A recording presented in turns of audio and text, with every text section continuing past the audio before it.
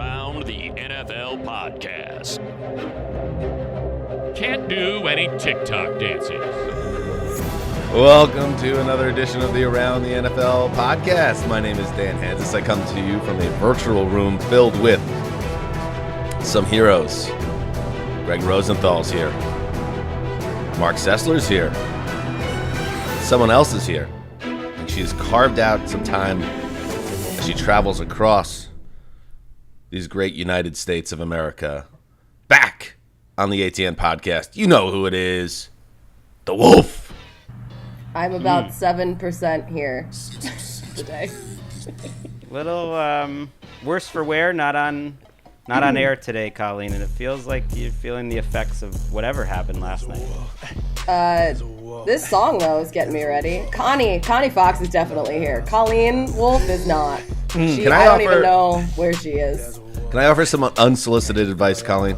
Please. And we thank you so much because Colleen is in Philadelphia, her hometown, as part of her spin across the country for training camp coverage with NFL Network.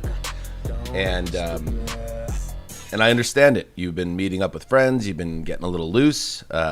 Connie Fox is tagged in for Colleen Wolf today. What I would suggest is when Tugboat texts you and says, hey, do you want to come on the show? Just say no. Just say no.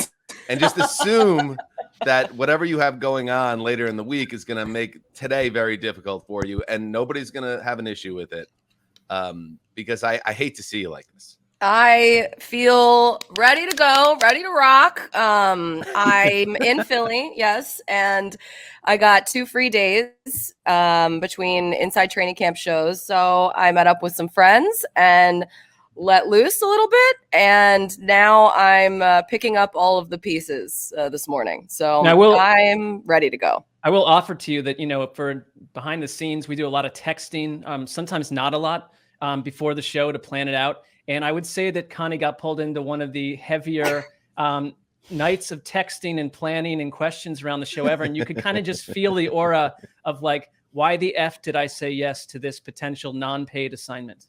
Well, I thought that I was just going to pop on. We're hanging out. It's light. It's training camp. It's still not crazy busy yet. And then I realized that I was going to be in 17 different cities. And this was my one off day. And I woke up this morning to do a lot of math. So thanks, Dan.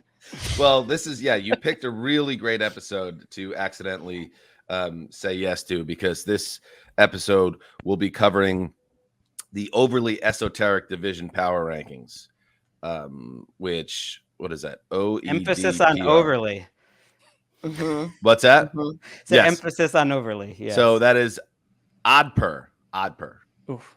If there can be DVOA and all these other words and abbreviations. CPOE, that's a big one. All these things that everybody's patting themselves on the back. Look how special I am. I made my own little thing, and now it's becoming industry standard. Well, guess what? Odd per is here, the overly esoteric division power rankings. And yes, I did. It's somewhat of a homework assignment. I gave each of the heroes here, and I did the same work and then some. So it's not like I'm just the teacher who's checked out emotionally, and then you do all this work, and then you come in and I'm like, all right, we're watching a movie, and you pop a video in the VCR, and I take a nap at my desk. That sounds so nice. I mean, that's sure you don't we want to do wouldn't have had a that? problem with that. It's just I asked team for team. I gave you a whole list of how to break down each team, and then I took those numbers that you sent back to me, and that's very dangerous because you put a lot of math in my hands, and I figured out the division power rankings in the NFL entering 2021, and we will get into that later today. I'm excited, and I was really interested. The results, some interesting stuff.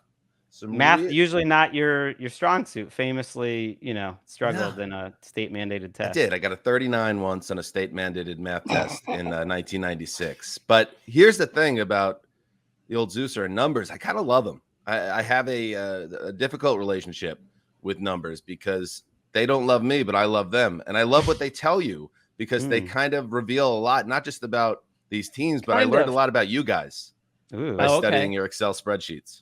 I like that you're wielding around a mug right now as you talk about math, and I don't really believe any word you're saying about how much you love math. And I honestly have a lot of mistrust in this segment now, considering that you've added up all of the scores. Yikes! and How was your first week on the road, Colleen? Because I know, we've heard this from our listeners. Like it, not having Wes here has been on everyone's mind, kind of as the season is cranking up. Today's actually the 6-month, anniversary of him dying. And that's tough. I know we sort of felt that weight going into it, like feeling like a little ambivalent, maybe going into training camp of like, what does this mean right now? We're not totally feeling up for it. I'm curious, like how you're doing, because actually getting in the flow, I think feels good. I'm thinking of Wes last year. He was never more like ambivalent about football in his entire life, and talked about it a lot going into the season. But once it started, it actually sustained him quite a bit. Like, and he was totally happy to sort of lose himself in just the season, which we are all like such seasonal people at this point. We are seasonal people. So it's interesting you bring this up, because I had texted you, and I think I texted Sessler too. I was texting Keisha, and I was just really, there was a part of me that really felt anxious about coming into the season. And I think a lot of it was just like not having Wes here and coming into it just like after everything happened, I felt like I just wanted to take my hands off the wheel completely and unplug and check out. And then as each like week went by and it got closer and closer to training camp, I was just going through team by team, and it just didn't feel as important as it had before. And like after losing Wes, it just kind of felt, I was like, none of this is like, it just felt like I wanted to spend more time with you guys. I wanted to spend more time like hanging out. I wanted to spend more time with my family. I didn't want to just sit around and be poring over every single team like I normally do every year. But then once I finally got to the training camps and started getting into every single, doing the shows and going through all of the stuff that you have to do to put these shows on the air, I got more excited about everything. And now that I'm in it, I feel like I've completely jumped in and immersed myself in it. And well, you do the feels a lot better. It feels a lot better now. This is us hanging out right now. I mean, Keisha, I know, wants to like thank all the listeners, and she will when we can all get together. But I appreciate the listeners reaching out and telling us like they're thinking of them. I mentioned on the TV show how I listened to this podcast. It was the DFS Rise and Fall podcast, and Keisha like encouraged me to listen to that. And it was Chris, and I hadn't mentioned it on the pod, and he had really pointed it out that it was this meaningful pod to him, and it was hard. It was hard to listen to it, of course. But it also like Keisha's taught me a lot throughout this whole process, like celebrating him and keeping his name alive, and hearing his voice was honestly, it's like beyond words, like what it meant. Like you feel everything at once, but it was also nice. Like it felt like being in Tybee and felt like being close to him and doing the football and us. Like that's part of the reason why I'm really looking forward to getting back together, like all four of us, and inside a podcast studio and doing like, it's gonna be hard, but it also like, I don't know. That's how we keep, to me, like celebrating him and hearing his words and stuff. It was a great way to sort of keep him alive and close to us. I don't know. I think it's on all our minds, isn't it? It really is. At the is. end of the season, because we're going through this all for the first time this season, really. Well, we're starting over. That's how it feels to me. 100%. And when you start over, it's just like when we began the podcast together in 2013. And I'm only speaking right now from a show perspective, but in a lot of ways, like just our relationships together, it's kind of a reset, and that comes with some bumpy times, and also it's this is tricky stuff without Wes here. We went through last season without Chris for the most part, with the exception of those Sunday nights that he gave us, which were let's face it, heroic. And I'm so happy that we had those last shows together with him. But of course, this is totally different. This is to go into a new season without Chris at all. It's weird, and it's one of those things. And texting with Keisha last week, there's nowhere to go but forward. You just you can't, you remember Wes, but you also know that you can't just stay where you are and stay looking back. And that's kind of where I'm at right now, where we're trying to figure out the next step for the show without Wes, because frankly, and I think, we've all had this conversation or thought it, we don't know what the show is without Wes. So the part of what this spring and summer has been about is just trying to figure out how this even works anymore. And then there's obviously the human friendship component, family component of him not being around anymore, which is still very strange. And I'll catch myself at numerous points every week where I'm just like, wait, he's actually gone. It's part of this whole process. I mean, I would just say briefly that for me, it's like, it's completely starting over from a football angle. And, like most of my memories football wise are not with my family, for instance, because we're always together during most of football stuff. They're largely like inundated with Wes and Wesisms and Wes comments. And I mean, even with the preseason, his disdain for most of the preseason, I remember sitting beside him, and NFL.com August news. was not his time. No, August and like, but we would time. sit there for 7 straight hours, like covering these games, and like it was mostly just him and I talking, And I don't think we're all in the same place in terms of our verve. Like I'm just being completely honest. Sometimes you have to kind of fake it till you make it a little bit, and I don't have like a tingling in my loins to watch like Cowboys Steelers tonight. Gross. But I think once it starts, then it starts and you just get back into it. But it just won't be the same without our friend. It never will. It's like, you talk to people who spent their whole lives watching football with their dads. And if their dads are suddenly not around, like the sport will never be the same. That's what I would compare it to. Yeah. Well It's said, honestly Mark. like, it's hard to even like talk about him without completely falling apart still. So that's been like really hard. It is. And I only want to bring it up in some level because like we do hear from the listeners, and I think like that's important just to let them know, like, of course we're thinking about him all the time, and we know that you guys are too. Like, not only listeners that had all these DM conversations with him, and believe me, there's a lot, and some had like really had meaningful relationships in that way, but just listening, that's a meaningful relationship. And like we know like they're going through it too, and it's on everyone's mind. And especially, I think with the season started, with training camp starting, it's kind of, I told Keisha this, like her kind of sharing like on her IG stories and stuff like that, like it's helped me because I'm not someone who it would be my inclination to like share that sort of stuff. But her sharing has like helped me a lot too, just hearing about it, because it's totally normal what we're going through. We're going to continue going through it. It's starting over, but it's also like he will always be with that, as you mentioned, like he built this podcast up with us, and that's part of it. And we're never gonna, it's not like we're ever gonna forget him. Like on the shows that we don't talk about him, he's always on our mind in the best ways. Damn it, Greg. I'm so fragile today. Sorry. I know. I can't handle I really it. wanted to know. I think you took us all by On the surprise phone. with that left turn, Greg, but it's good to talk about This is it. our time together, honestly, is our time on air. We, on some level, that was such a big part of it too, especially with the listeners. I do think about the listeners too, because look, a lot of them ducked out, I think, after Wes died too, and maybe are coming back now, or that's just like a natural flow of things too. And so I just, we see them out there too. We know it's not easy. We do, and we love the listeners because they've been so supportive of us during this whole process, and it's been a difficult one. There was one listener that on our subreddit said that I look terrible in a baseball hat. I don't know if I love that. I don't know who that was. I don't know if I feel total love for that person. I'm still. This is why I never read the Reddit. That's my rule. Never, ever read the Reddit. I responded to it on the subreddit too. You did? Yes. You responded.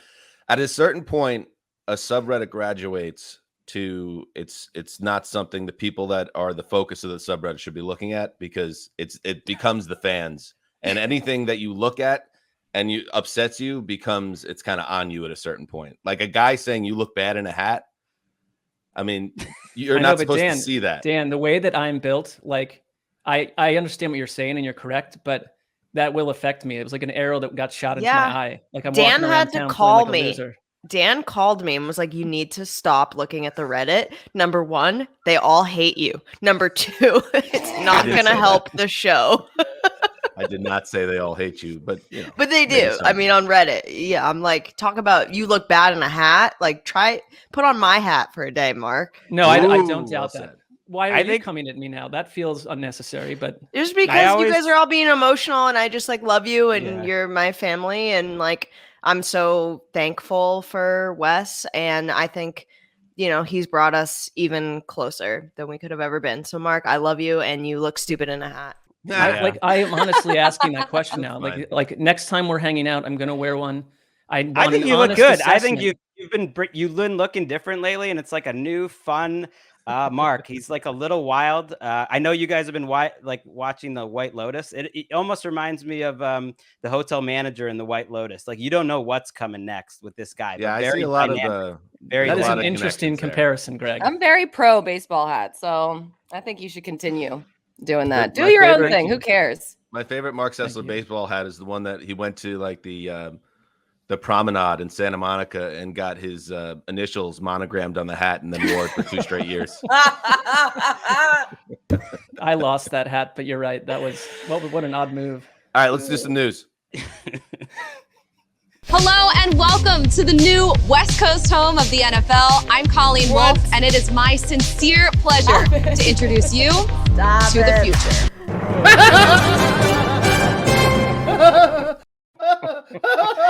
What is that? They made me say it. I had no choice, and they made me do it like 27 different times.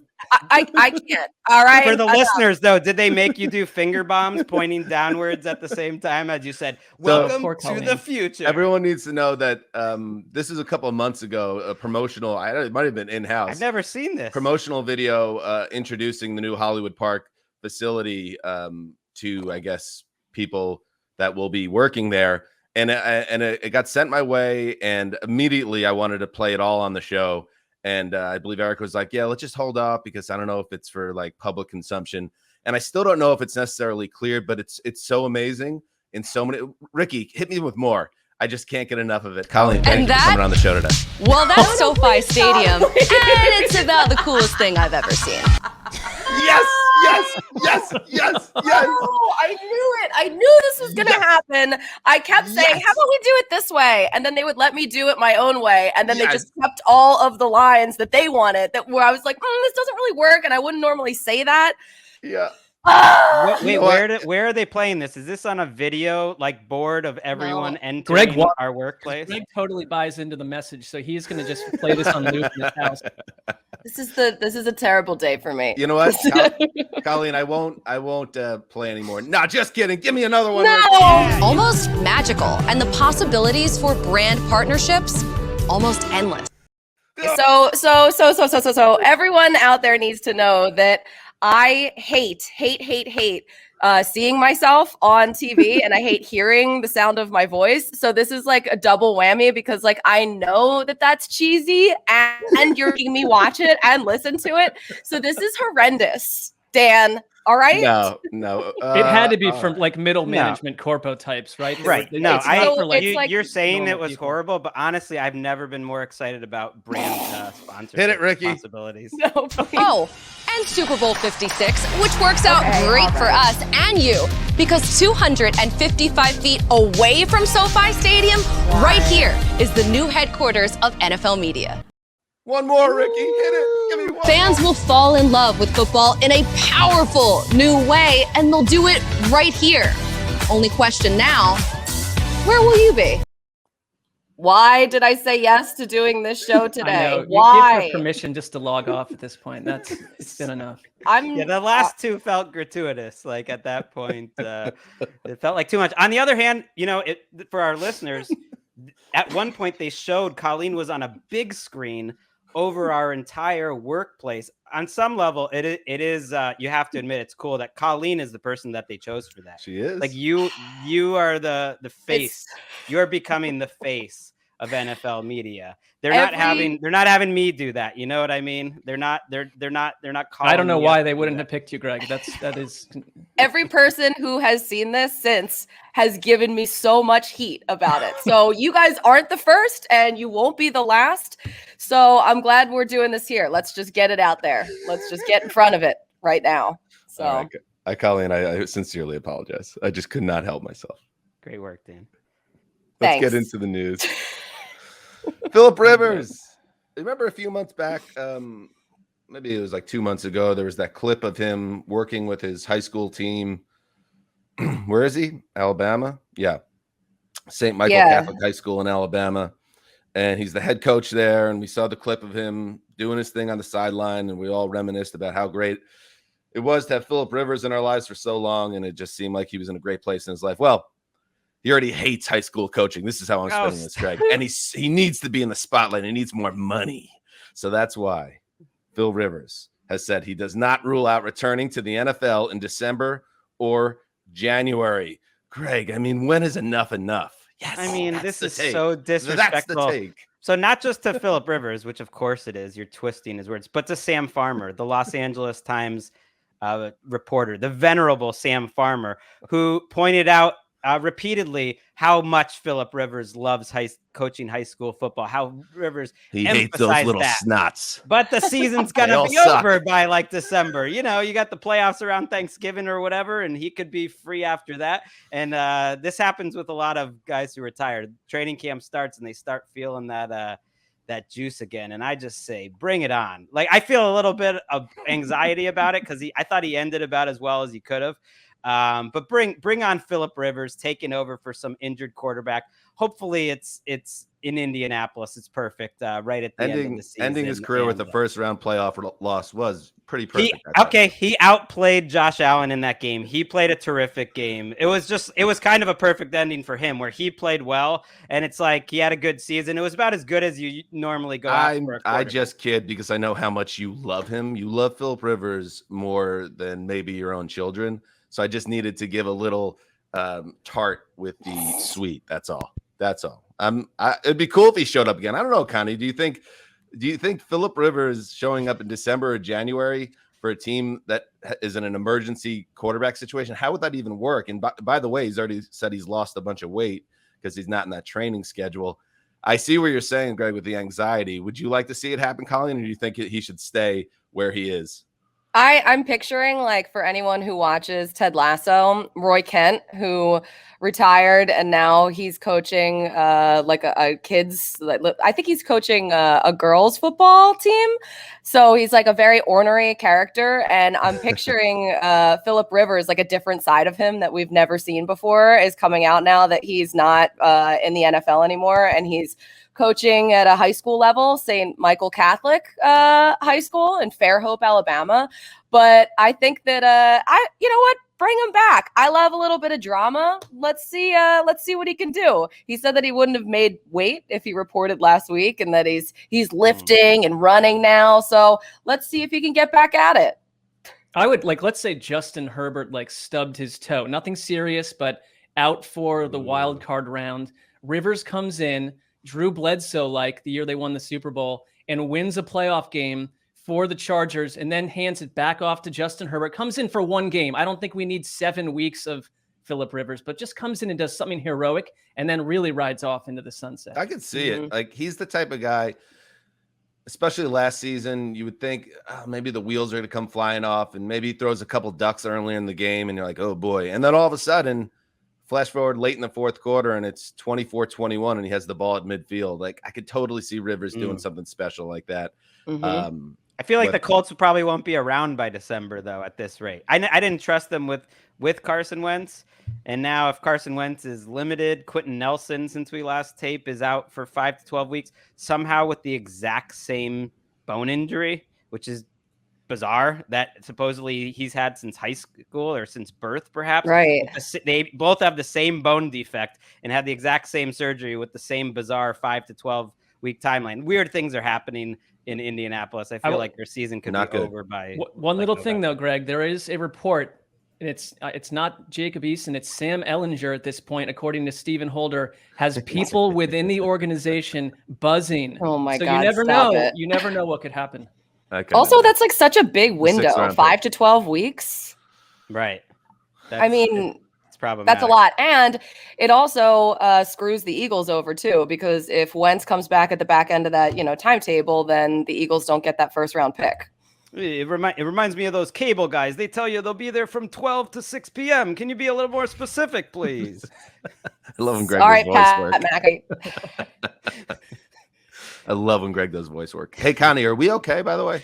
Or are you mad at me? Are you like honestly mad at me? Maybe even shoot me a text after the show, like, "Hey, man, that was an ambush." Like, what was up with that? Or are you getting those vibes right now? Not right now, but I can't tell because of there's like a haze of Patron right now, so I can't really get through. Honestly, I feel like I am drenched in tequila right now. I don't feel anything at all, quite frankly. So don't worry. I can relate. By the way, fair, like spending time with you this offseason, your natural state is hungover. At least when we've been hanging. Sort of, you're used to it. She's such a pro, though. It's amazing. She's like one of those legends that you would never know it. Hey, is it too personal to ask about the finger? Colleen? Oh, no. So yeah, I know this is an audio show, so I'll describe my finger right now. So Kurt Warner threw me a pass, and I've never actually like caught a ball while running. Like I've never caught an actual pass from a Hall of Fame quarterback for sure. So he threw me the ball, and then I don't know. I think I might have broke my finger. I can't. No. I'm gonna go. I think I'm gonna go to. Thank you. Your catch was incredible. Do we have that, Ricky? I high pointed the ball. And his blonde hair just, hanging out there in the wind, carefree. Oh, speaking of blonde hair hanging out in the wind. Go See get it, Colleen. Just getting some reps in before the show. That's right. Nice touchdown. Nice Thank you. We'll get into that a little bit later as well. Break down that play. Great quarterbacking there, Kurt. Wait, so that's the actual throw and catch where you injured the finger? Yeah. So when I went to catch the ball, it hit the top of my pinky, and I think it just went sideways. And then I was with Baldy the other day, so I was like, well, this is perfect. Maybe he can give me some pointers here on what not to do. So I think I'm gonna go get X-rays after the show, just to make sure that it's not gonna be a problem, because I messed up my thumb on the other hand too. So I was wearing a splint last night. That's terrible. So yeah, it's just turning like a lot of different colors, and I'm probably gonna lose my nail. And it sounds like you super jammed it. Was that the first take, or did you go to the end zone 4 or 5 times before they recorded a catch? Well, I will tell you that I caught it on the first try, but they weren't rolling. So for heaven's sakes. Then I went out again, and I caught it, but I dropped it. Then I went out again, and I missed it, and so I got it on the 4th try there. So I got it on the 1st and the 4th. You get credit for that. And is Kurt Warner aware that he's seriously maimed you? I don't think so. I don't think he's, because I was like, Kurt, I couldn't feel my pinky for the entire show that we did. And also typing right now is difficult whenever there's like an A or a W involved. That's a lot of words. And I have you typing out esoteric power rankings. I mean, next time I'm saying no. Kurt Warner, if you're listening, and I know you are, buddy, how about you shoot Connie a text just to check in? Yeah. Little lady bird bones. I know. I am a little fragile bird. All right. Dan. That's what's happening in the news. I'm sorry to hear that, Connie. I hope it's just a sprain or something in that. I'm sure you don't have Brian Baldy fingers the rest of your life. But it does have a lot of weird colors going on. So it looks messed up, actually. Yeah, I know. It's crooked, and it's blue and red, and there's a lot of swollen still. Fluids. Anyway, I think I'll be just fine. All right. That's what's happening in the news. Man, the Colts are a mess. And that was one of the takeaways when I looked at the overly esoteric division power rankings presented by no one at all. Not yet, anyway. But once it takes off, once the odd pairs really take off, it's going to be a different situation. Here's how it worked. This is how I figured it out. Okay. The math probably right, but I can't guarantee it. Let me start there. Okay. I did use an Excel spreadsheet to help me here. I asked you three to break each of the 32 teams to get a score out of 25 based on 5 categories. Okay. And I asked, and I want the listeners to understand this, it was not something to do a deep dive and a studying and research and tape watching, kind of a gut instinct. When I tell you 1 to 5, Bills quarterback, offensive potential, defensive potential, coach and coaching staff, je ne sais quoi, which is that certain hard to define something. I took it as juice. I translated it as juice. Same thing. I can't speak French. Kind of same thing. Okay, juice, je ne sais quoi. The it factor. It factor, all that. So those 5 categories. I then took your final scores for each team. Okay, added them up, divided by 4, got a division score for every team. I told you it's overly esoteric. But guess what? When the math was all through, and I figured out the division average, some interesting stuff. So let's go through it. And I sent it to you guys if you want to check it out in your emails. If you want to see some of the scores and where we differed. Some general overall takeaways on the assignment that I had. The most optimistic grader was Mark. Mark's grades were higher for most people. I was on the other end of that. I was lower than you guys. The only person to privately request their ballot remain anonymous, Colleen. The only person to offer a score that does not exist, Colleen, a 5.5 for the Packers, Mojo. And Greg, you and I were very simpatico with our grades. We were very close on a lot of teams. And then Colleen and Mark were very close with each other. I love it. Teams, which is an interesting breakdown. So let's get to it. 8 divisions. And when you figure it out, yes, it adds up to 100 score maximum. Who do you think's the highest scored team, by the way? Well, you just told us, you sent the results during the show, but you told us to look at it. So now I feel like I can't answer. I got I didn't look at it. I would have guessed right anyways. It's pretty I would think Tampa Bay. I don't know why not. The Chiefs? I would have guessed the Chiefs because that's who I had, I think, as the highest in my mind. In your mind, yes. The highest graded team in this exercise was the defending Super Bowl champion Buccaneers, who had 93.5 out of 100 between the 4 of us when you add it all up. And there was another 90 team, I think a couple more 90 teams in there, but nobody was at that level. So we love the Bucs around these parts. The Chiefs also were high at 92. And the lowest team, that's pretty easy one to figure out too. There were some ghastly scores for the Houston Texans, who finished at 33.5 when you add up the 4 scores that we gave them. I mean, the juice factor, that was my one, I think the only 0 I handed out. I wanted to go -1, but I thought that might bump with 0 allowed. I didn't even think about zeros. Yeah, there were not too many zeros. I think Connie and Mark had a couple, but I stayed away from them, as did Greg. All right, let's get to it. So according to our overly esoteric division power rankings, the worst division in football, and it's not particularly close, is the AFC South, with a average score of 57.5 out of 100.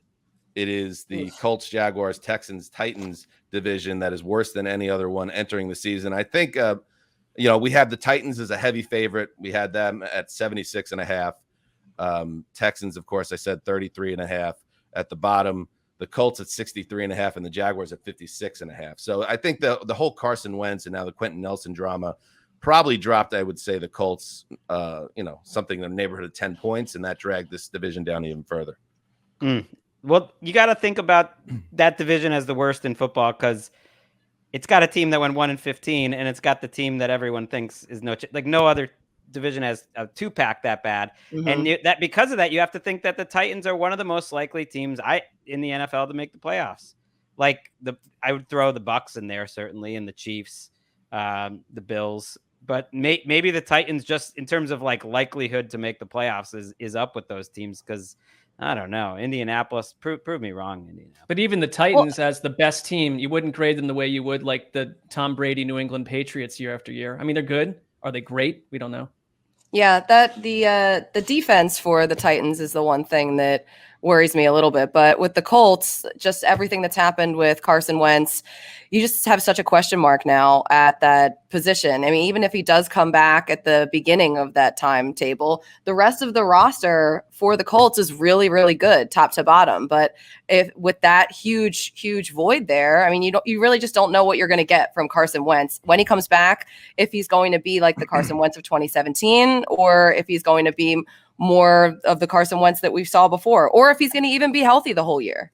Right. Jags fans, we hear you. We know you're out there. If I'm a Jags fan, I'm thinking this division is winnable. It's not that crazy. Their offense, I gave them pretty high juice factor, at least. If nothing else, the Jaguars are going to be more interesting with that offense and Lawrence. And I think a lot of people are curious what the Titans offense will look like without Arthur Smith. The fact that they're in this division, it's going to give them a lot of cushion to kind of figure things out. And you would think, to me, and yeah, maybe the Jaguars surprise us here. I don't think the Texans are, and we'll see what happens with the Colts here, as messy as they are. Don't want to get too caught up in the moment, but this feels like 9 wins could win the division. A 9-8 team could come out of this division, and even if the Titans stumble this year, I feel like that's where they can get. All right, next, the number 7 division. A little bit of a surprise, I thought. The NFC North, we had coming in 63.25 out of 100 was the average weighted score. I don't know if average weighted is the right terminology, but I'm going to just say it with confidence. Sounds intelligent. And then if somebody can bury me on that subreddit, and then Mark, let me know. I mean, it's not weighted in any way, so I don't think. I know, but Greg, you got to go with it. Edit out the word weighted and just save. No, but that doesn't sound good. It's just like, oh, the average. Average weighted. There's something little pop to that. You know what I mean? It's not weighted, so it's What? It's incorrect. Shut up. We have the heavy favorite is the Packers. We have them at our average score was 85 out of 100, which is very good, but it's interesting. The true Super Bowl level teams that are seen as favorites, we all kind of had those teams in the early 90s, late 80s. So it seems like as a group, we see the Packers as maybe just a click below those great teams, but they're still a heavy favorite in this division. The Packers are the Vikings, a distant second, 70 out of 100, which actually is a little high, I thought. And then the reason why this is so low, this division, is that the Bears and Lions are weighing them down. The Lions are buried at 41.5. The Bears at 56.5 surprised me a little bit. I thought they would have a little more juice and you guys would be a little more into them, but apparently not. So the fact that the division has one very good to great team, one team that's a little on the bubble, and then 2 teams we see as afterthoughts held back the division as a whole. Where did everybody fall on the Vikings? I'm high on the Vikings. I thought they were team 3.5. I think that was like the one note I took. Was like they are the ultimate 3.5 team. And I think they could be better. I'm trying to be conservative. I think they have a chance to win this division. I think their defense will be good. I think their offense will be good enough. And like I don't see them as too differently than I did going into last year, or maybe even a little better on paper, I think, than they were going into last year when they're coming off a division title. I'd consider it a shocker if the Packers lost the division to any one of those teams. But I'm with you that the Vikings, to me, and I have a couple teams like at the Cardinals, just sort of like 3.5 type. You're a B+. I trust you to annoy me long enough and then get completely mashed in the playoffs at some point. It's same old story. I think you guys all had them at an 18 out of 25 score, and I had them at 16. First of all, Kirk Cousins is the most 3.5 out of 5 quarterback that's ever played the sport. Exactly. He's not a 3. Mr. 3.5. He's not a 4. He is Mr. 3.5 out of 5. And I think I dinged them a little bit more on defense. And I think I talked about it earlier in this week that they have so much turnover. I think they have 16 new members of their defense that it's just such a titanic task for Zimmer to now put those guys and get that team playing. But if Zimmer, who's a defensive guy, gets it done, my 2.5 score, that should be a little higher. I also don't have a ton of juice for them. The je ne sais quoi was only 2 out of 5 for me. That's fair. That's fair. But they have a chance, I think, to beat up on the Bears and Lions. And I think there's a chance all the defensive talent is a huge upgrade, I guess. But that defense is where I'm coming from. they're also getting they have a ton of new faces as starters, but they get Danielle Hunter back, who had the neck injury. He missed all of last year. Anthony Barr missed 14 games. Michael Pierce opted out. So they have a couple guys that are returning who are actually big factors, I think, in that defense. I trust in Zimmer, and I don't need the Packers fans to remind me. I know they didn't. I said they won the division 2 years ago. They did not. They famously gagged on Monday Night Football in front of Keith Hansis while me, Wes, and Mark and Dan all watched them. And they did make the playoffs, but and won a game. But they did that's not when win Keith that. Hansis labeled Matt LaFleur little boy with a beard, and I've never forgotten that since. Come on, Danny. These guys didn't even show up. That's exactly what my dad sounds like. Number 6, a little bit of a surprise that they're this high. The NFC East, and the slight favorite, according to this group and my computations, my weighted computations. Wait, really? Is the Dallas Cowboys. We have them at 71.5. So we are, as a group, sucked in once again by the Cowboys. The summer of hype around everything with this team has us seeing them as a division favorite just slightly over the Washington football team at 70.5. The Giants far behind the pack at 59.5. And then the Eagles, Connie, buried at 55. So they have this division, according to our overly esoteric division power rankings, has 2 kind of 8 to 10 win teams, and then 2 teams that are kind of afterthoughts here. Well, I think with the Cowboys, the big question is the defense, how that rebounds with Dan Quinn. They have a lot of different pieces, but last year it was just so horrendous to watch. So that's the one question for me with Dallas. But also, it doesn't surprise me at all that the Eagles are so low. Where did the scores come out for the coaching staff with the Eagles? You know what? That's funny you should say that, because that's one of those ones where I tweaked it later because I thought I was being a little bit mean. I had it at 2.5 because I just haven't been overly impressed by some of the sound bites, but then I was like, that's totally unfair. I'm going to give them the benefit of that, and I just slapped a 3 there for the Eagles coaching. I gave them a 2. I gave new coaches a 2 unless they felt like they had a little extra juice, because it's hard to tell if new coaches are going to be Nick good. Sirianni. Even the Jets, I gave a 2.5. I gave them another half because they're not doing any Sirianni and they give up good vibes. Right. But you gotta show me it first. Let's see. It's such a young staff though, too. Even beyond Nick Sirianni, all of the assistants are really young too. But my favorite quote from Sirianni, I think that was from last week when he was talking about how their players are all in attack mode and they're going to attack everything. They're going to attack these practices, and then they're going to attack rest. And that was my favorite. Attacking rest is truly spectacular. You know who attacks rest? Your husband, John Gonzalez. Yes, he does. Loves a nap. That's he does the old read and nap every day. He is a man of leisure. I remember on Tybee Island, during the day, just hard right turn out of social activities to a 4-hour nap. Yes, this is that's what not having kids is like. You can nap. I like how that we get kind of grades here, because you say we're kind of high on, we're falling for the Cowboys, but they got a 71 and Washington got a 70. That's right where Minnesota was, which we were just saying wasn't too high. It kind of makes sense. They're a C-. Does that mean they're kind of a C- team? It's the Bucks are A's. It works out pretty well. That's interesting. I don't know if it quite translates to the educational system A to F scale, but I think that's where the weighting would come in. We would have to raise it. I don't think we were overly high on any of these teams. I guess this is part when I was saying that the numbers. Although they don't like me, I like them. I like that when you actually have to assign a score, even if it's something as simple as a 0 to 5, you kind of learn something about how you see these teams when you see where you have other teams in the same realm. But I think if you hit 70, you're kind of right on the borderline of being a playoff team. You're right there. That's what I think this data. Some people say data. Sometimes I say data, but right now I'm saying data because I think there's a little more pop to data. Sure. Hey, did any team get a 36? Exactly 36? Isn't that what you got on the state mandated math test? Oh, no, 39. Oh, 39. 39. Anyone get a 39? Let's see. The Texans got They got a 33. No one else is in 33 the and a half. 30s. So Dan would be the equivalent of the Lions, perhaps. They got a 41. Okay, that's really what I was getting at. Perfect. look where I am now, Ma. All right, number 5, the NFC South. How about the NFC South? Right in the middle of the pack, the heavy favorite, the Bucks. We all love the Bucks. 93 and a half out of 100. And I think Connie and Mark both had a 24 out of 25. For Wow. With team. no hesitation. And then buried in a distant second place, the Saints at 70. The Falcons, I thought a little generous, 65. And then the Panthers, the bloom is off the Matt Rule Rose, I guess, with some people on the show, 55 and a half.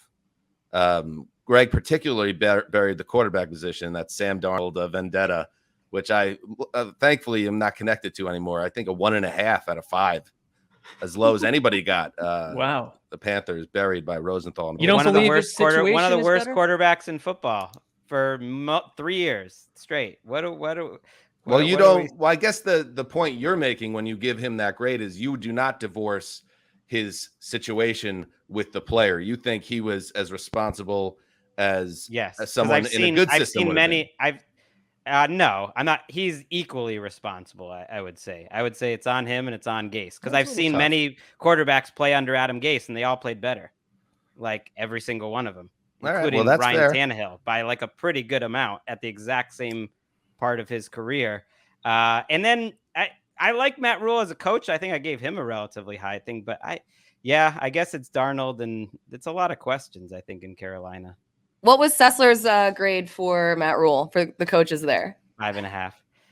Well, I think no, you have to. This cuts through it because he has to give a pure grade and stay out of his feelings. But you like him. You gave 4. I think that's the highest grade anybody gave him. But you didn't do 5 because you're a man of integrity. Well, there's a weighted data scale, Dan, according to this exercise. So I had to remove, my emotions and my empathies toward him. I like him as a coach. I believe in him. Where I disagree with Greg a little bit, or where at least I have more patience with Sam Darnold, is like, he's never been in a better situation like this. And I think he's got a great play caller too, and a lot of talent around him. And I don't know why, you get Christian McCaffrey back too. They lost like 13 games last year were decided by 1 score. They were the worst red zone team in the league. So if any of that starts to improve, you're looking at a team that can get more wins in a pretty shaky division. So I think it's like arrow up. I'm not saying like Greg, into the heavens, but Greg, you gave him a 1 out of 5, not even a 1.5. Did I? That's rough. What is going on? Whoa. Greg, you're not hurting me. I don't like proven mediocrities thing. Like, you'll give I didn't give that to rookies or whatever, but I'm not optimistic. I wasn't optimistic about Carson Wentz either, just because he's in a new spot. Like, maybe he'll be fine, but if he's Teddy Bridgewater, I think they'll consider that a pretty big loss. And I have my doubts that he'll have that. Their offensive line, I also think on paper could be one of the very worst. And that's a bad combination when Sam Darnold is your quarterback. Still, they're closer to the Saints and the Falcons than like the Bucs. The Bucs are so far away. Like, Saints fans have to, like, ultimately the Saints, Falcons, and Panthers weren't that far apart compared to how far away the Bucs were as the one team. I like that the Panthers have Christian McCaffrey coming back, and that Sam Darnold has Robbie Anderson, who Matt Rule knows from Temple. It just that feels like it could maybe break in a positive way potentially, but yeah, they don't know who their left tackle is going to be. All right, halftime of the overly esoteric division power rankings, odd per. And a little special guest, a little surprise guest. I don't even think we mentioned at the top of the show, but this is a big deal because this is one of the best beat writers in the game. He covers the San Francisco 49ers for The Athletic. He is the great Matt Barrows, and he joins the ATN podcast. Matt, welcome to the show, first of all. This is Connie, Mark, and Greg with Dan. Thank you very much. Yeah, I'd like to say that I'm also a data guy. Data to me sounds like an art movement. So I think we should all go data on this one. Do you want to? There's a second half to that segment, the interminable segment. I will switch over to data in the second half of it after this conversation. Sounds good. All right, Matt. Interminable. Thank you for joining us. We appreciate it. And listen, we're going to make it easy on you. We're not going to necessarily ask for a above the treetops 49ers breakdown right now on the podcast. I think the audience and especially us, we're very excited to know what is going on with Trey Lance, because you have a piece.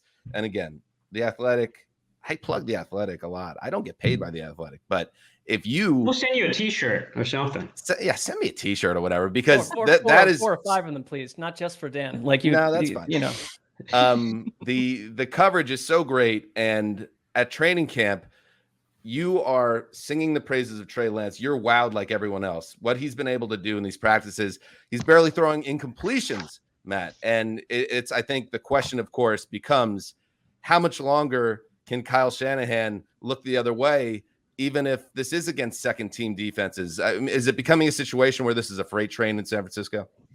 Yeah, it seems that way. I mean, what struck me is that I guess the best word to describe him is he's got a boldness about him. He's not acting like a rookie. He's not, checking down. He's not hesitant. He's attacking this defense, and it's a good defense.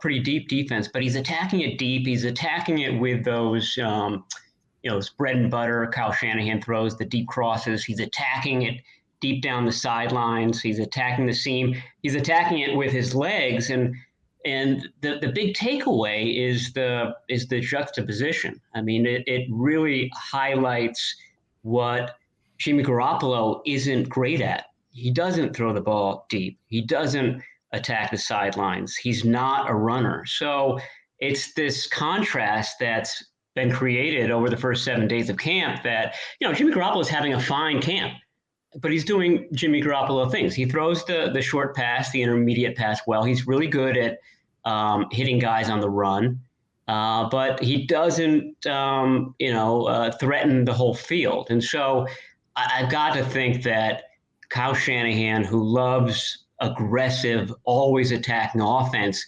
sees Trey Lance doing this out of the chute. And that was different than what we were thinking was going to happen, just given Lance's scant college career. That the fact that he's being so aggressive, so bold, so early, I think is what has really surprised a lot of observers, including me.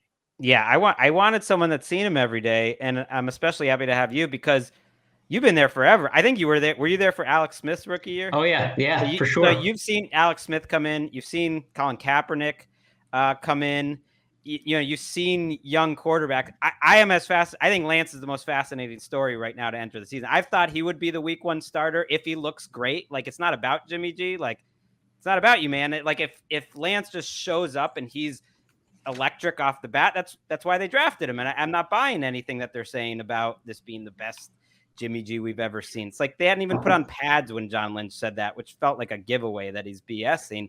So after seeing, Kaepernick and Alex Smith and other young quarterbacks come up, I guess I'd ask you to just compare how Lance is looking and whether you think he would be ready to possibly get out there week 1. Yeah, to me, there's really no comparison. He's way better than both of those guys were at that stage of their careers. Alex Smith had the issue. The famous Urban Meyer quote was that he would be non-functional until he learned the whole system. That's sort of how he was. He was very much, baby horse learning to walk for the first time as a rookie. And I love Alex Smith. I came to really admire him. I'm not trying to make fun of him or anything, but he was not great his rookie season, certainly early in training camp. And then Colin Kaepernick, he had an injury going into his first year. Rookie season, my memories of him was, he would, do a 5-yard dump off to the running back, but it would be a 100-mile-an-hour fastball. He didn't have a lot of touch early on in his career. So Lance, like I said, I mean, he's just head and shoulders above where those guys were early on. And like I said, it's a little bit of everything. He's throwing the ball, to all aspects of the field. And only recently did they start doing the read option stuff. And he's great in that regard too. I mean, it strikes you. He's 6'4", 225 pounds. He's not an easy guy to tackle. So even once he gets into the secondary, he's going to be the guy delivering blows to the defensive backs. He's different than Kyler Murray. He's different than Russell Wilson in that regard. He's a big guy who's going to put pressure on defenses. I guess a question I'd have for you is, you hear Shanahan and Lynch still singing the praises of Jimmy G. There's been a lot of verbal commitment to him starting the season. I mean, if you're Jimmy G and you're watching these Trey Lance practices happening, I don't know what his mental makeup is, but I'm wondering, does Jimmy G think inside, wait a minute, this guy is the better starter than me? But secondly, if they do roll out Jimmy G and just keep that promise per se, and he's outplayed in the preseason by Trey Lance, does this locker room start to question the decision-making? I mean, would there be a potential insurrection if you're not starting the clear-cut electricity guy, the young guy that you read some of the quotes the other players are having about Trey Lance, they see it. They seem to love him. So it's like, why would anything other than Trey Lance starting occur?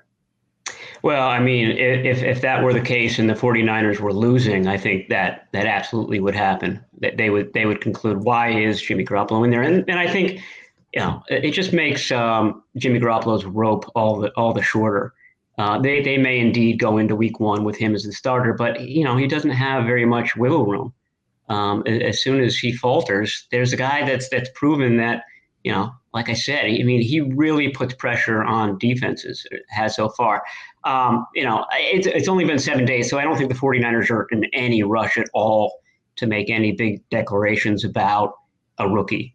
None of the rookies that they drafted are in starting positions right now. So I think that's just a theme. I think Greg is right. It's a lot of coach speak, GM speak at this point. No one is eager to anoint any of these guys. But to answer the first part of your question, there was a scenario the first couple of days of camp where Trey Lance was a little bit late on throwing to Deebo Samuel, who had broken, deep down the field, and it wasn't a great throw, but it still was enough to get there. And Samuel caught it and went in for an easy touchdown. The next day, Garoppolo was in a very similar situation. He sees Deebo Samuel breaking downfield. He hesitates a bit. And I wonder if in his mind he's thinking, okay, this other quarterback is going for these throws. Now I have to do this too. So he rears back and gives it everything he's got. And his throw is 10 yards short. Easy interception for Jason Verrett on the play. Everybody knew that it wouldn't get there. I think Jimmy Garoppolo probably knew that his throw wasn't going to get there, but he sort of forced himself to throwing it, and it was a horrific pass, the worst pass of training camp so far. I'm just wondering whether, when you're talking about pressure, those sorts of things start to show up. He realizes he has to push himself out of his comfort zone. He just may not have the tools to be able to do so. Hey, Matt, what's Jimmy G in a big spot? What's happening? Matt, what's Trey Lance's personality like? Like how do the other guys respond to him on the field, between practices? I feel like when you're there and you're able to watch practice and see how the guys sort of react to each other, you can tell a lot more about a player beyond what, his incompletions or lack thereof. Like what kind of feel do you have for him? He hasn't been terrific in front of the media to this point. I mean, kind of saying all the rookie things. I think that the biggest thing in that regard is that, he did look like a rookie in OTAs. You saw him drop back and you saw him sort of methodically go through his progressions, and he usually checked down or through to the sideline. But when he came back for training camp, it wasn't that anymore. I mean, like I said, he was bold in his decisions. He's attacking. And I think that everybody concluded, his teammates, that he put in a lot of work during that 40 days off between OTAs and training camp. So, I mean, there's a respect there, obviously, that he put in the work. And he's not just, looking at the playbook. He was executing the playbook during his time off. He was in Atlanta. He was in LA. He was in Fargo. He was in Minneapolis. And he was working out the whole time. And it wasn't just, working on his legs or gaining strength or gaining weight. He was doing the playbook, and that was evident when he came back. So I think there's a lot of respect for that. Feel free to shoot this down as national media know-nothing malarkey. But I'm curious, put a percentage on Jimmy G not on the 49ers by Halloween. By Halloween, I think that the trade deadline's November 2. Yeah. Yeah, I mean, I would put it at I would put it below 50%. I'd put it at 35%. And the reason I say that is because the 49ers have just been torpedoed by QB injuries. So even if Lance is the starter, and frankly, I think he will be by that point, I'm not sure the 49ers want to go, ostensibly into a playoff race with Nate Sudfeld as the number 2 quarterback there. So I think they'd love to have Jimmy Garoppolo as the backup in case something does happen. They would have to be blown away by an offer, I think. And if Trey Lance is indeed taking over for Jimmy Garoppolo, I don't know if any team is offering a first-round pick or even a second-round pick at that point for Jimmy Garoppolo. So that's why I don't think it probably doesn't happen. But, I mean, and there's also the money factor. Any team that takes on Garoppolo is going to have to take on half of that, $26 million salary at that point. So there are a lot of reasons why it might not happen. So we'll keep it around 30%. I think he'll be a $25 million backup maybe, even in week 1. It's not that crazy. Jake Brisket was a $17 million backup. I mean, it happens. And I think it kind of makes sense for where they're at, even if it was week 1, that they just keep him and pay him his money, and he stays as the backup. Matt Barrows, I should say, covers the 49ers for The Athletic. Read his stuff. Follow him on Twitter at Matt Barrows, BARROWS.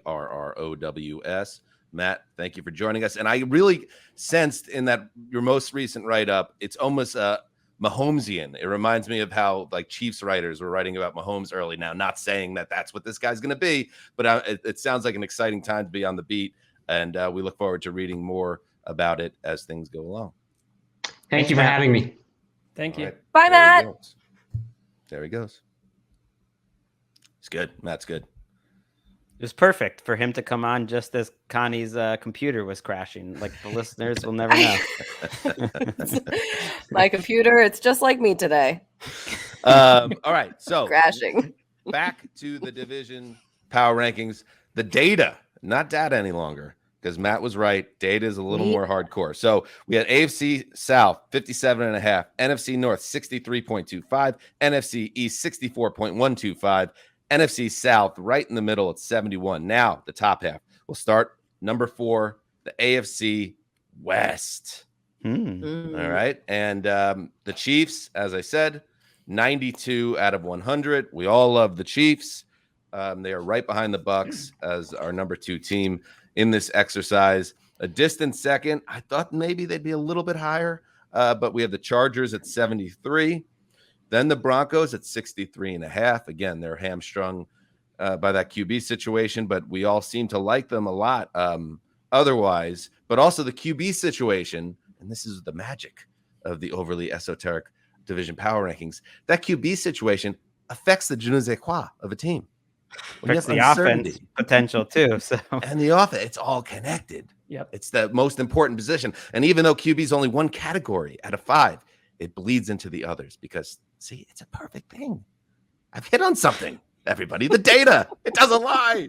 Anyway, Chargers 73, Broncos 63.5, Raiders 61.5, average score 72.5, just above the NFC South and just below the team we'll talk about next. Big picture thoughts. This is, to me, the Bills are the heaviest favorite when I think about who's the division favorites. The Chiefs are right there too, and this data backs that up. Wow. I think the Bucs are the biggest favorite, but I see where you're at, where it'd be shocking if the Chiefs didn't win the division. Yet this division is interesting. I'm glad I got in the top half because it feels like the other 3, any one of them could make the playoffs. And any one of them should be pretty entertaining to watch, or at least has things to watch. I think the Broncos have like a legit chance to make the playoffs this year. And I think fans of all 3 of these teams are going into the season thinking that way. Obviously, someone's going to be overly optimistic. Someone has got to be lower on the Chargers than I am because the way that I did this, I believe I have them as a locked-in playoff team. I like them a lot. I gave their new coaching situation. I think I don't do this 2.5 thing that you do, Greg. I kind of go 3 unless I really like the idea of someone. But I think Brandon Staley is going to be a big help because I think coaching issues were a big problem for the Chargers for like the entire time we've worked at NFL.com. So I think it's arrow up. And I look at Justin Herbert and say, well, the offensive line has improved. Why would this not be a playoff team to me? Someone was down on them. I was pretty high on them too, Mark. So I don't know. Was it me? I don't think so. Greg, you had them at 17. I had them at 16.5. Connie had them at 19.5. And Mark, you had them at 20. So there you go. I don't know. Was there an addition problem here? I won't rule it out. I won't rule it out. I don't know. No, you're probably right. But that's I'll double check that. You guys keep talking. I think I might have just made a mistake glancing through it. I think they have legitimate roster issues on defense. Other than Joey Bosa, there's not a lot there in the front seven. Tabulating. You're really counting on Brandon Staley to sprinkle, his magic dust on a roster I don't think necessarily looks much better. You get Derwin James back healthy. Obviously that's huge. But I think the defensive line and the rest of the pass rush, other than Bosa and the linebacker spots, are pretty big question marks. And everyone assumes the offensive line is way better. The names are so much better. It looks better on paper. But, man, they're cursed on the offensive line. And it's the hardest group to predict in football. Like, good groups can turn bad without really a lot of reason. So I'm not just assuming that these names, like Matt Feeler comes in and he just solves everything. Brian Bulaga is suddenly healthy. A first-round rookie tackle, Slater is suddenly great. No, that's all hopeful stuff, but it could be a bad offensive line. I gave Herbert a 5, though, I thought, or a 4.5. And so to me, it's Herbert that is the reason for optimism. You gave him a 4, Greg. Team. Yeah, you gave him a 4. Wow. Yeah. I don't know. I like the fact that they brought in Corey Linsley. That's definitely going to help the offensive line. You have a healthy Austin Eckler too this year. I don't like that they don't have Hunter Henry there anymore, but I think that Justin Herbert showed so much last year, and that was his rookie season. I mean, with Brandon Staley, I don't know what that scheme is going to look like. I don't know how much different it'll look from last season, but Justin Herbert, he's been so much fun to watch. I feel like he's only going to get better. I know people are down on Joe Lombardi, but it sounds like they're using a lot of Saints. There's definitely some Shanahan tree stuff in there. And I think that they've spent the offseason saying, look, we're going to try to make this work for Justin Herbert, not shove him into something else. But Greg, the one thing I don't agree with yes, the line has been cursed, but that doesn't predict what's going to happen down the road. I mean, at least they tried to patch that up. No, they did a great job.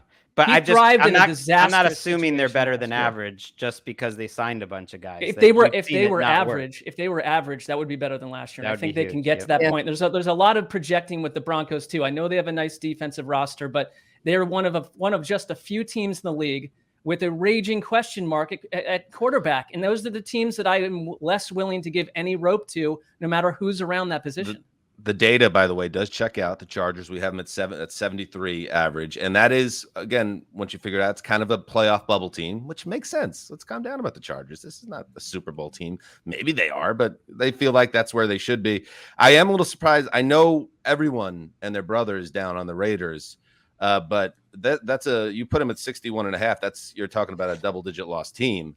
I wonder if there's a little bit of piling on with the Raiders that's filtering through in this exercise. Well, what category? Because I think you could look at a lot of these teams that show promise. One of their categories gets a 5 or a 4.5 from almost everyone.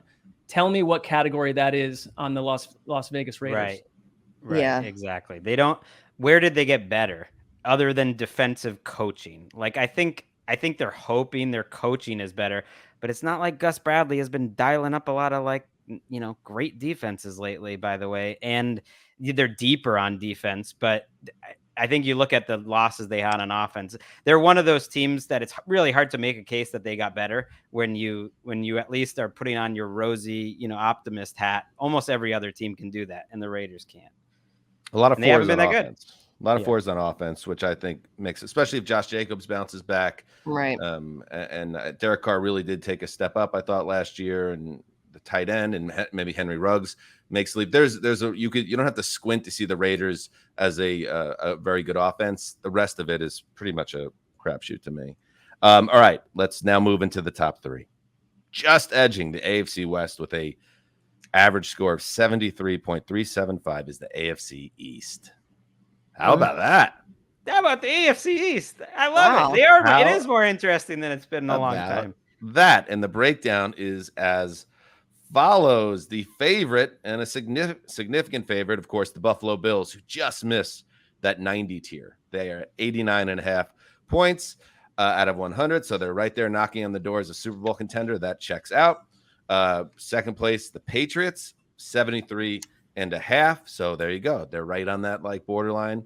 If you're in that 70 to 74 range, we kind of see you as a playoff bubble team.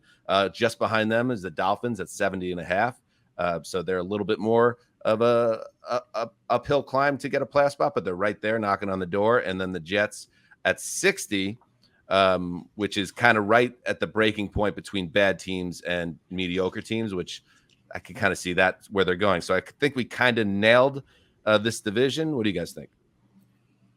I think the Dolphins are really intriguing. Like that's the team that I feel like could go either way. Like they could either maybe not make the jump that some people think they will, or they will improve because of the guys that they brought in, Jalen Waddle with Tua. I mean, they really worked hard to surround Tua this offseason. And I know we've talked about it before on this podcast about how does the two offensive coordinator thing work in Miami? It doesn't always work out that well. Now, so it's sort of maybe having two worked out because now you have a backup if one gets COVID. That's a perfect point, actually. I love that. Great strategy.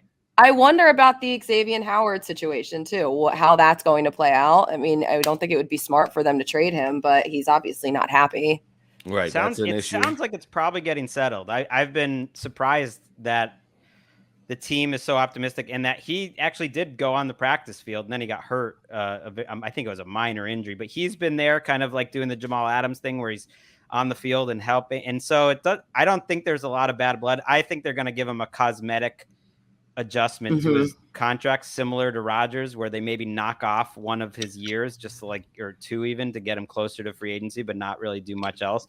And that solves it. I'm with you. They're fascinating because I think they've been greater than the sum of their parts. I think they're fun to watch.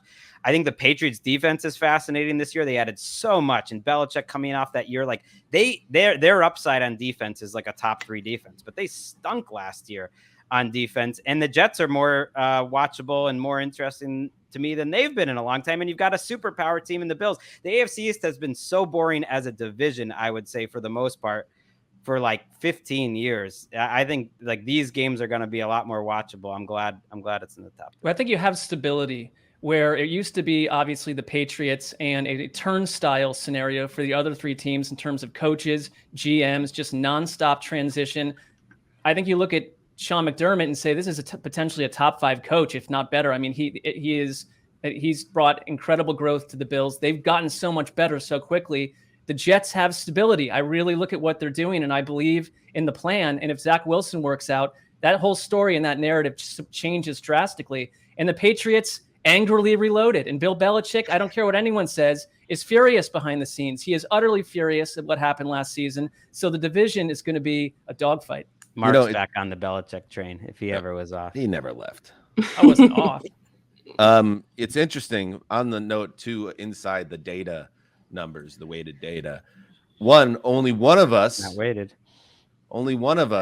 did not give Bill Belichick a 5 out of 5. Who do you think it was? Greg. So Greg. It's such a Greg move. Wow. Greg dinged really? Belichick half a point. Well, what is that about, Greg?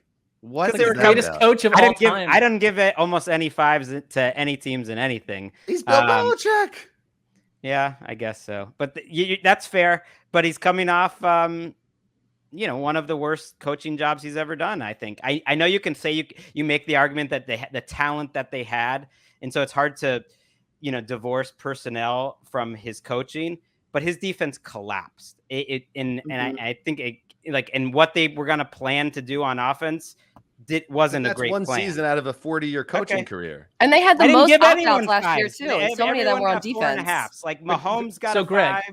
Mahomes got a 5, and that was about it. Greg, you gave the greatest. Is it the Mahomes of coaches? I mean, I feel like he kind of. All right. Okay. You gave the greatest coach in NFL history of 4.5. they also were right at the beginning. You know, I didn't know how hard the grading was going to be. You know, And then the other I also day have to pick up my kids from camp right now.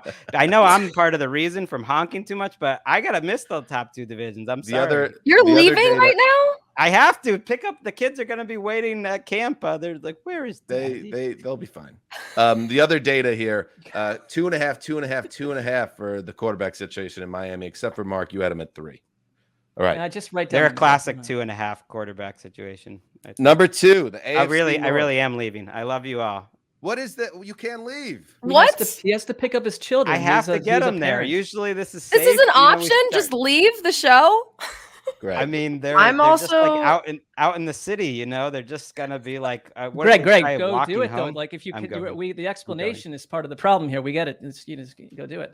Okay. This Start the can't car. go. There needs to be a penalty for this. That's I don't a know what it terrible is. job. He left. You just he left. left the screen up. It's like an That's a empty terrible job. chair. That's such a bad job. Getting What- some background noises. You from got to his get house. somebody. You got to get somebody else to pick up the kids. You can't just leave the show. Yeah. I mean, he should have just told us. He should have been way up front with us about this. What? Look at this. They're doing the Get that odd lock purse trophy. today. Today's the odd purse show. Dan, it is a bit treasonous. I hear what you're saying. Well, I can't say treasonous because he's going to get his kids, but like, where are we? Can we get an au pair to pick up the kids? Can we have another parent in the house? Can we figure out something? I mean, Greg's like rich now. Can't he have a house manager or something? Don't those exist? Some type of like boy that works there. Greg just Greg actually and wanted to boy go take a working nap. there? That's what's happening. I cannot believe he left. Like his audio recording's probably still going right now. Like it's just empty. I'm actually supposed to be interviewing Hall of Fame inductee Drew Pearson in I don't about care 15 about minutes. anybody where they got to be. We're doing the podcast Everyone's right now. like, "Hey, we gotta go." Everybody's giving me hard outs. I don't give a shit. Anybody's hard outs. Hey We're doing Dan, the guess what? podcast. I'm still here. I love Right, you, how is Colleen. Colleen not the one that at some point said, "I'm out of this scenario"? Look I mean, who's she's still hanging around. podcasting. It's me. Total loyalty. Oh, I'm the top of the show. I'm trying to move things along, and then we have like a 15-minute like conversation about life, and it's like that was great. I love talking about it, but did Greg not realize that he was on a clock himself at that point? No, he did not. I can tell you affirmatively, he did not. Well, we will pick up this conversation with Greg when he returns to the show at some point. I assume Monday. Who knows? Well, it I depends guess what the parental, responsibilities are that day. Apparently, Greg right. did mention multiple times that he does not wear the pants in his house. I mean, I'm not saying that. He said that to us on a show. So, deduct as you will. Wait that. I can't wait to pull a Greg on Inside Training Camp, like on Friday. I'm just gonna be like, "Yeah, I have something to be at now, so I'm gonna be leaving," and then just get up and walk away. Do you think if he's like he's sitting in for Nate Burleson on Good Morning Football, do you think he just walks away in the middle of the show? You just don't know at this point. It's a respect thing at this point. I think you need to have a conversation with him. This is Let me just remove this. Here we go. Mark, this is hey, let's go get dinner and have a conversation. I think it is. And those are always, there's sort of a sobriety aspect to that. I'm not saying that we're not drinking beer, but it's a somber conversation. We've had them before. Sometimes we have to have those They're break tough. bread conversations. This is a break bread conversation because he just broke my heart. All of Greg us. broke my heart just now. I feel like he broke up with us. He chose Willingly, his kids over happily. us, and that's something that needs to be addressed. He's got to have like a boy that fans him at the house somewhere that has a driver's license or at least can drive and make a couple of right turns. Right. They aren't expensive. Mm-hmm. A Little fanboy? boys. No, I mean, it's like, I think you could hire a boy, probably doesn't charge that much. I'm picturing the little man in Boogie Nights who's throwing the those little sound things, The snappers. in the drug den, the snappers. Mm. I assume the Jeselnik podcast allows him to have a snapper boy. I think there was other elements to the relationship with Snapper Boy in that film, but I hear you. What if All right, you let's- found out that Greg was going to do the podcast with Jeselnik right now, and he left this podcast to go do that one? Listen, No, would I'm still surprise me at this here. point. I'm still here. Nothing would surprise me. Would he do that to Jeselnik? I don't know. That's the part of the conversation when you break bread with the little The Dark boy. Prince of Comedy. Would he do that to Jeselnik? All right, let's pull things together. Let's be professionals. Number 2 on the overly esoteric division power rankings is the AFC North. How about that, Mark Sessler? Number 2. Some people would have said number 1, but it's not how it worked out according to our data, and it breaks down as follows. The favorite in the division, just slightly, the Baltimore Ravens, 84.5 out of 100. That makes sense. Number 2, the Cleveland Browns, 82. Number 3, the Pittsburgh Steelers, 77.5. So as we've talked about, that 70 to 75 is a bubble team. We see the Steelers out of that bubble. As a group, we kind of see them more as a team that is in the dance, most likely, anything plus 75. And then the Bengals rounding it out and pulling down the average at 57.5. If the Bengals had a little more juice to them, this is the number 1 team in our power rankings, a number 1 division in our power rankings. That's not how it worked out. Mark, the Browns would have been number 1, but I think you were a little harsh on them grading wise, to be totally honest with you. And I saw some of your scores were a little lower than I expected for your favorite football team. I was trying to look at this division from a couple different angles. And yes, I think the Browns, you could argue, have the most balanced and powerful looking roster on paper. I think they do. There are questions about Baker Mayfield that most people have. I have probably fewer of those questions than others. I think if he can just do what he did last year, they're a playoff team. But for me, and maybe this was where a little bit of emotion came in, but just because of evidence and what I've seen, I want to see the Cleveland Browns as an organization say to everyone, we can do this 2 years in a row, where I have no questions about the Ravens repeating their success. And frankly, I do think over the course of the offseason, the Steelers, they have some holes, but they have addressed certain concerns. And just as we get closer and closer to the year, I kind of just trust them to win 11 games. And so I had the Browns just a nudge below Pittsburgh based on sort of organizational history, maybe as much as anything else. Maybe that was a little off base, but I have all 3 of them as playoff type teams. We both had Baker at 3.5. I think, like Kirk Cousins, that's a perfect spot for Baker Mayfield in 2021. And I think he has a ceiling, personally, of a 4 quarterback and a floor of a 3 quarterback. I think, and that's why if you're the Browns, you can understand why they're like, is that a guy to do a long-term deal with? He's maybe not going to be a superstar, but he's shown us, he's demonstrated that he is a sturdy guy that can run an offense and can get hot. Is that enough of a skill set to do long-term business with? I think they will eventually. I think that I was a 4 with Baker. I think I gave him a little bit more of an edge because I almost feel like people are too down on him and they don't give him enough credit for last season. But the biggest thing for me is the Steelers. I have a lot of questions about that offensive line there. It's basically completely new. And then they're trying to revamp and revitalize a run game there. So Najee Harris, he's great, but it's really going to fall back on the offensive line. How much will they be able to protect Ben, and what kind of run blocking will they be able to do for Najee? Connie, you had the Joe Burrow at 4.5 out of 5. You are very high. I love Joe Burrow. I thought he was really good before he got hurt.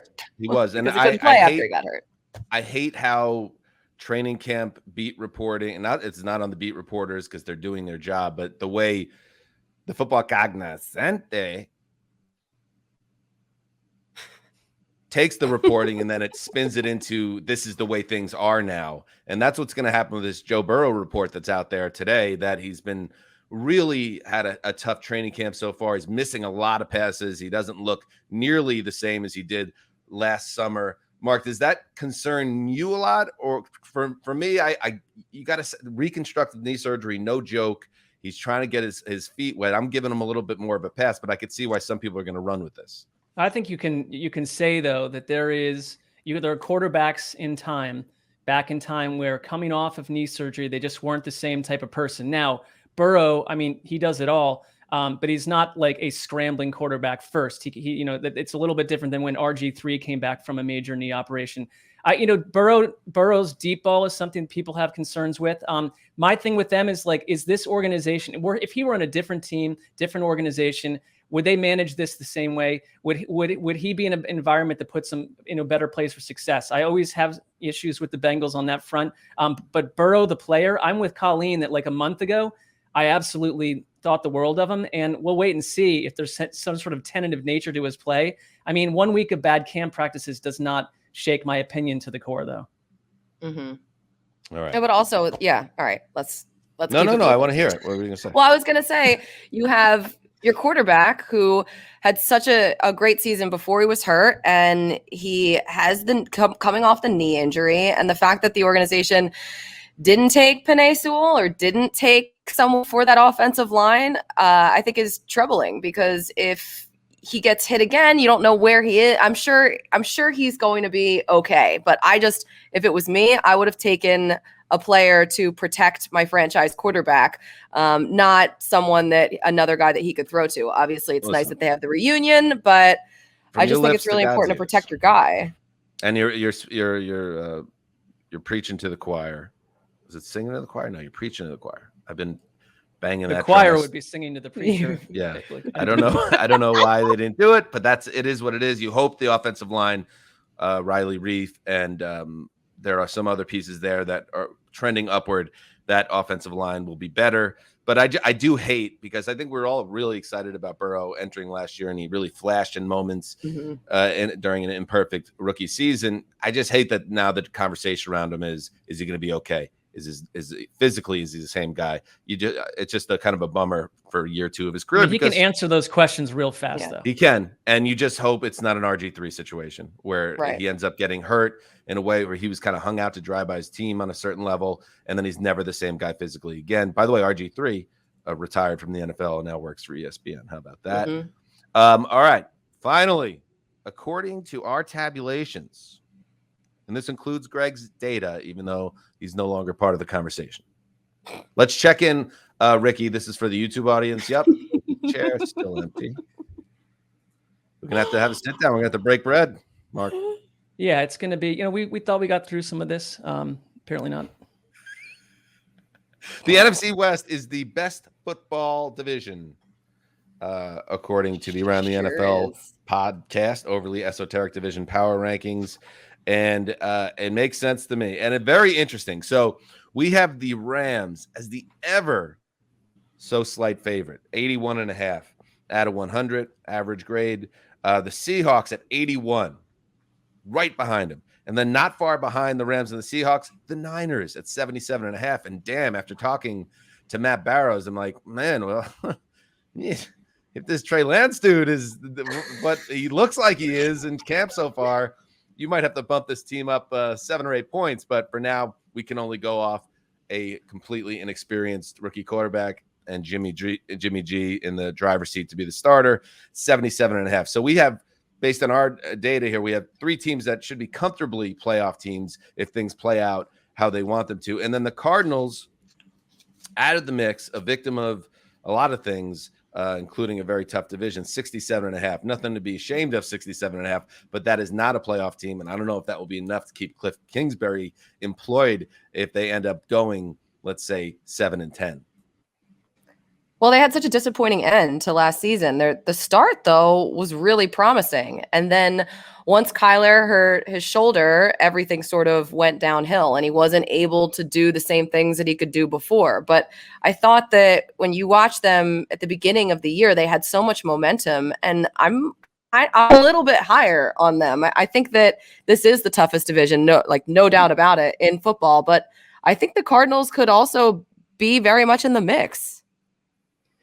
Yeah, I don't think that it's not so much like I'm down on the Cardinals. I just think that to be in that environment, in that division, is going to be rough. I think the 49ers a year ago were a team that could get picked off, here and there because of their injury situation. I think their quarterback, tight end, running back, and 2 starting wideouts played together for 2 games at tops. And now the environment's totally changed. I mean, if Trey Lance, to your point, is what we're hearing, they're the odds-on favorites to me in this division. I just want to see it first. The Rams just feel really solid. I mean, I give their quarterback a high score, their coach, their defense, their offense, their juice. They're coming to the new stadium. We know that Colleen's a big fan of that place. So there's a lot to like here. And I mean, I think they are the better division than the AFC North. I think we got that right as a group.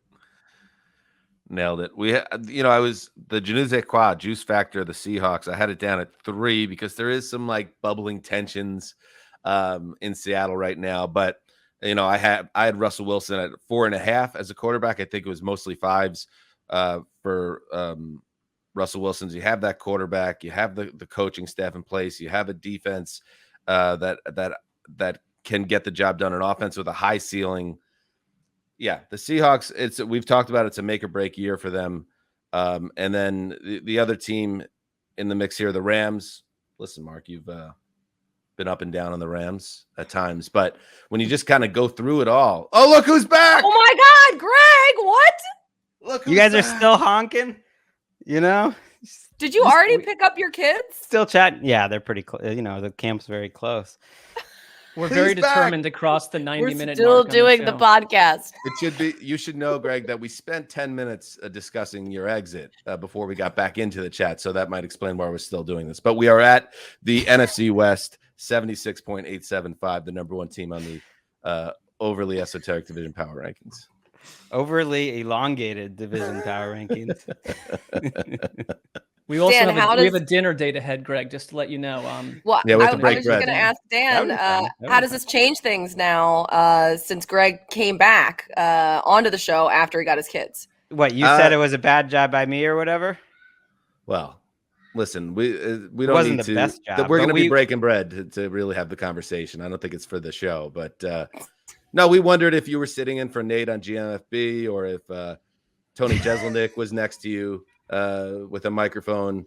Is Greg walking off? These are questions that we're just kind of thrown out there with no real answers. Unfortunately, you guys are, this camp schedule has been going on for a while. It's why we've been taping a little earlier. Today just went a little long, partly because of me. So I'll take that responsibility, but I can't just let them sit there in the parking lot at Memorial Park over there. And can you confirm or deny that you have what did we call it? A snapper boy?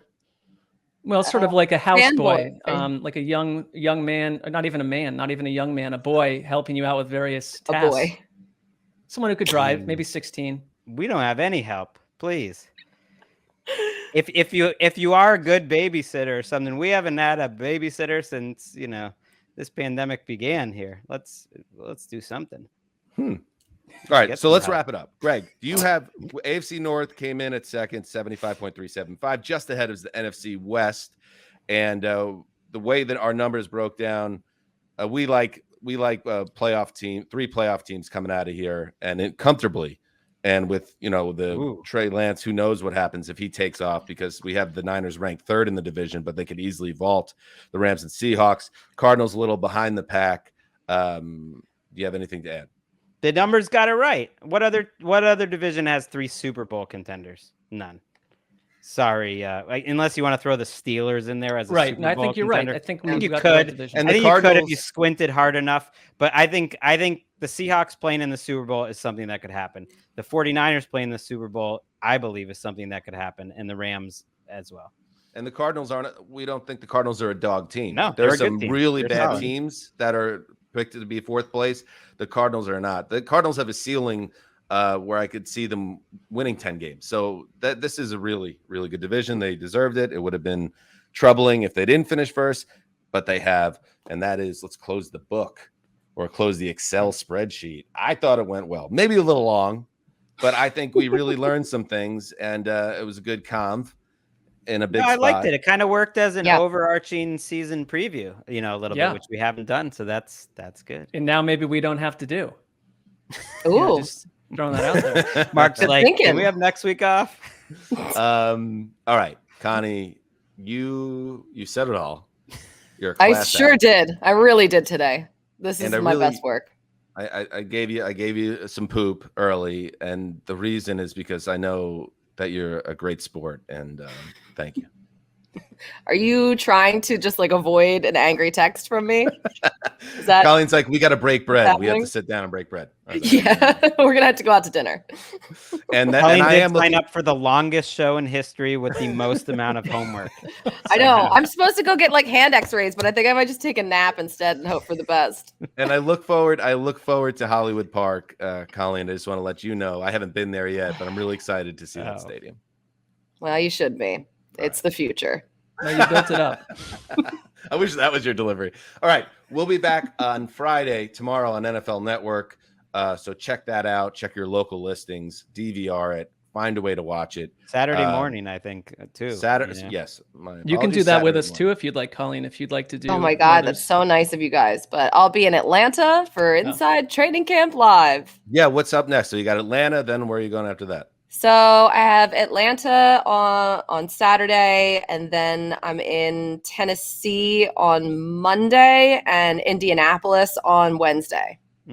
That's good. You were squeezing your eyes so hard thinking there. I'm sorry. I'm challenging you It's so so much hard today. to use the brain today. It's broken. Well, safe travels, Connie. You're doing awesome work. You are a star in the network, and we're happy to have you on the show. Yes, NFL Network show this weekend, and then we're back Monday with another edition of the Around the NFL podcast.